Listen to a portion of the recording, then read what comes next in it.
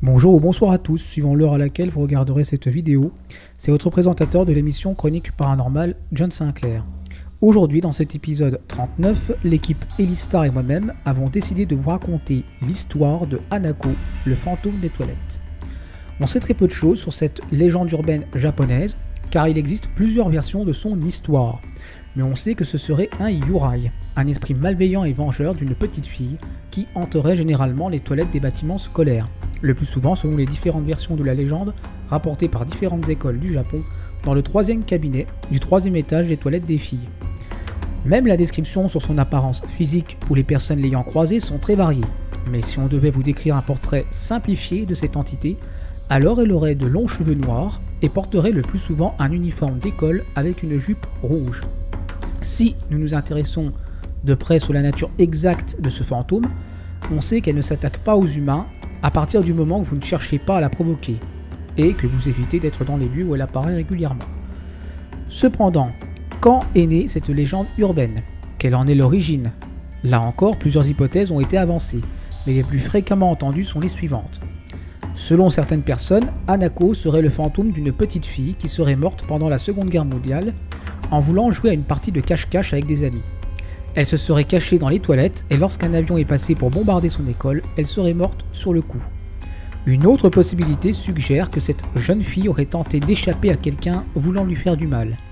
Espérant échapper à son agresseur, elle se serait cachée dans les toilettes de son école, mais sans succès, car ce dernier aurait réussi à la rattraper et à l'assassiner et depuis son esprit hanterait les lieux.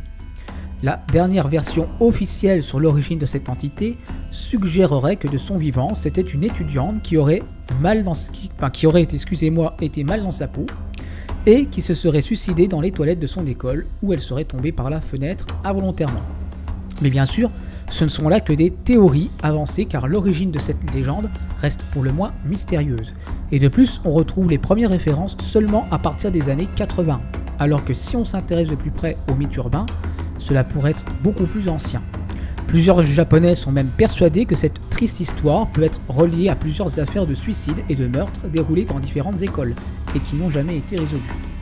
Si nous nous intéressons maintenant au rituel pour appeler cette entité, il est étrange de constater des similitudes avec celui d'une autre légende urbaine plus connue en Europe et aux États-Unis, celle de Bloody Mary.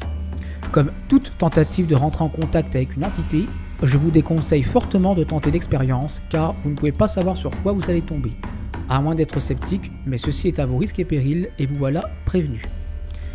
Comme une version du rituel de Bloody Mary, il suffirait de prononcer 3 fois le nom d'Hanako pour que cette dernière se manifeste et exerce sa fureur. Néanmoins, il existe une autre version de cette séance de spiritisme interdite. En effet, si vous souhaitez vous servir uniquement des toilettes, alors il suffirait simplement de toquer 3 fois à la porte et de dire « Est-ce que tu y es, Hanako ?» Si cette dernière vous répond doucement « Oui, j'y suis », alors je vous souhaite bien du courage si vous vous risquez à ouvrir la porte, car cette dernière n'hésitera pas une seconde à vous tuer en vous aspirant dans les cabinets. Il existe encore d'autres versions sur la description d'Hanako. Certains diront qu'il s'agirait en fait d'un lézard géant à 3 têtes qui se cacherait dans les canalisations des toilettes des filles et qui s'amuserait à prendre une voix féminine pour attirer ses proies. D'autres pensent qu'il s'agirait d'un champignon qui se développerait lorsqu'une personne étant blessée ou ayant une égratignure est en contact avec le sol des toilettes. Quelle que soit la version que vous préférez entendre de cette légende, cela suffit largement pour vous mettre en garde de ne pas tenter l'expérience. C'était votre présentateur de l'émission Chronique Paranormale, John Sinclair. À très bientôt.